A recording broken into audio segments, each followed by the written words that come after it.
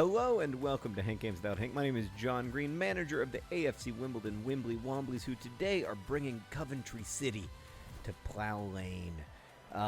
Big news in real-world AFC Wimbledon, which is that their stadium plans have finally been approved. So one day soon, you might be able to watch actual high-quality football in South London in a stadium very much like this.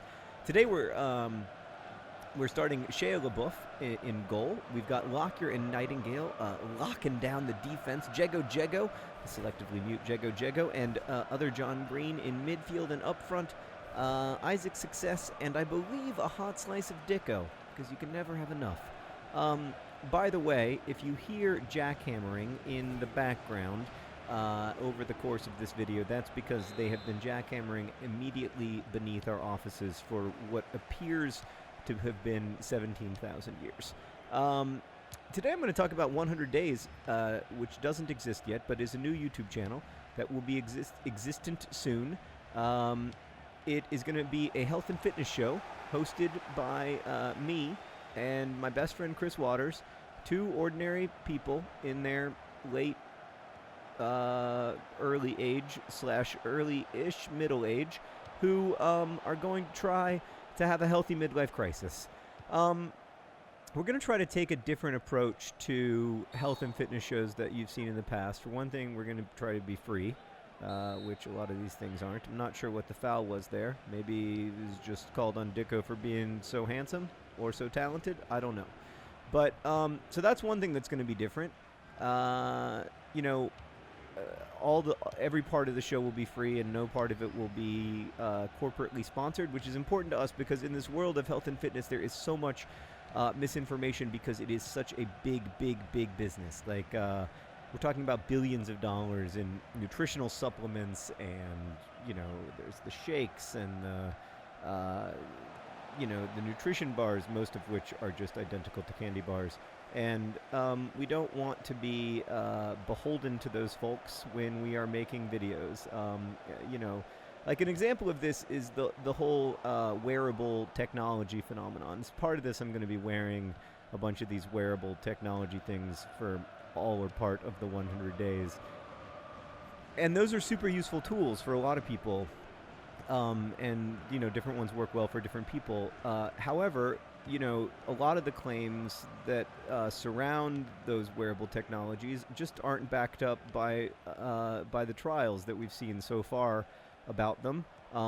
There was, for instance, a pretty big study recently over several years that found that people who used wearable technology as part of their weight loss plan lost less weight than people who didn't use wearable technology, than the control group did, essentially. And so, that would indicate that they are not just useless from a weight loss perspective, but actually anti-helpful. But of course, that's not the only reason that you use wearable technology, right? Like, it's not just a weight loss tool. It's also about other stuff. And so we're going to be looking at all of that. And then basically we're going to be doing the activities that are associated with health according to rigorous randomized control trials as determined by our friend Aaron Carroll, who is a doctor and healthcare economist and somebody who pays a lot of attention to this stuff. And then we're going to be working with a doctor. Oh, great save by Shea LaBeouf. Gotta say, it hasn't been a fantastic first half for the Wimbly Womblys. We look a little bit out of our league technically. But also in terms of quality of play. Oh boy, everything worked out better than expected. So, for instance, I know that we're going to have to meditate because there have been a lot of very strong, rigorous studies about meditation, the health benefits of meditation. Not really looking forward to meditating. I think meditating might be more annoying to me than having to work out every day. I do not like being alone inside of my head. It is my least favorite place to be. Of the locations where I have spent a lot of time in my life, it is the least hospitable. But I'm going to try to learn, and hopefully by the end of it, I'll have learned something about how to be a good meditator. I just walked out of bounds because you do not watch this for the high quality of play. And then we're going to be exercising a lot, not to lose weight, more on that in a moment, but to, because exercise is very, very closely correlated with lots of good health outcomes, like lower blood pressure and lots of other things. So we're going to be exercising, and then we're going to be working with a nutritionist to learn about nutrition and what we should be eating, which I bet is going to involve less of the things that I currently eat, like pizza and Jimmy John's, and more fruits and vegetables, which will be difficult for me. On that subject, one of the things that we're going to look at in 100 days, by the way, you can subscribe now at youtube.com/100days, is why is it so difficult for people to make lasting changes in their health? Diet and exercise, new exercise regimens almost never last among humans, and dietary changes almost never. That's a penalty. Oh, come on! I was tackled from behind. That is a penalty. I was already getting ready to take it. Dicko was preparing mentally. Frustration for the Wimbly Womblys. A huge break for Coventry City as the referee astonishingly decides that tackle from behind was not illegal. Unbelievable scenes. Nobody likes it at the New Plough Lane, that's for sure. Right, so I'm going to go to attacking mode because what I'm doing is not working. So we're going to look at why lasting change is difficult for people. There are a lot of reasons for that, from the human microbiome, which is emerging as a big field of interest on that front, to other lots of other reasons, lack of support, the fact that the culture wants you to behave in certain consumery ways. I think there's lots of factors, but I am interested to learn more about that. And then the other thing is that we're going to be kind of testing our progress in a variety of ways, from memory and concentration tests, or mental health self-assessments, to well, at least I didn't get a penalty called on me there. That's something of a victory. Like things that we want to be better at.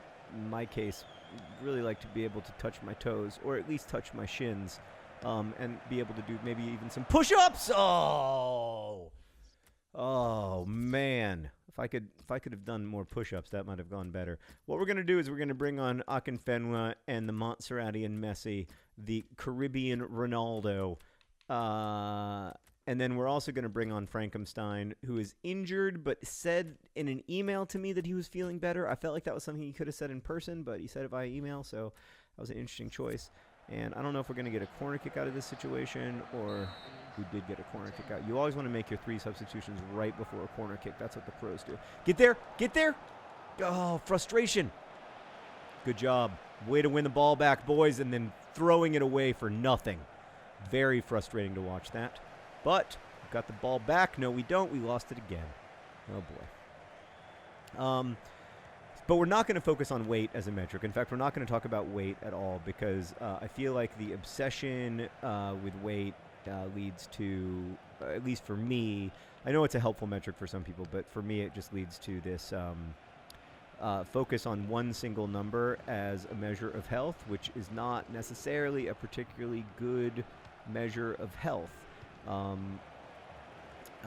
So we're not going to be talking about weight loss. This is not The Biggest Loser. This is trying to see what you can do in the way of making sustainable choices in your life that will lead to longer term change, instead of just the endless yo-yoing of diet and exercise, and none of it being sustainable or lasting. So I'm gonna, I hope to learn a lot while we're making this show, but I also hope that you learn a lot with me. We're gonna try to make it something that you can sort of, at least to some extent, play along at home. Coventry City seem very content to play for the draw at the moment. This is ridiculous. Why are you going into the corner? Is a draw that good of a result for you? Look at Shea LaBeouf coming out strong and big. There's Akinfenwa tracking back, which is encouraging, but not the kind of thing I'd rather see. A little bit of gegenpressing among the midfield, other John Green. I'm looking at you. He's had a bad season, but that was a nice little touch, although it came to nothing. Wow, really content here to play for the draw. Get there, John Green, get there. You're fast enough, you're strong enough, you're smart enough, you're hard enough. Take a shot. Oh, it's saved by the keeper. Wow. Almost. Akinfenwa was frustrated, but I like that decision by John Green. Why not go for goal? You've got a good long shot, but the keeper smartly down to save it. Probably just the one chance here. Everything comes down to this, and it comes to nothing, like so much effort in this world. It's a frustrating 0-0 draw for the AFC Wimbledon Wimbly Womblys. We're looking for 3 points at home, not 1. But anyway, I hope you like 100 Days. First video will go up on January 1st, 2017. You can check it out at youtube.com/100days. That's the number 100. But I think we also have the spelled out version. But just go to the number 100. Frankenstein back, which is great to see. A point's a point. What can you do? Congratulations to Coventry City, playing for the draw like a bunch of cowards. Sorry, I'm trying to be a better sport. Thanks for watching. Best wishes.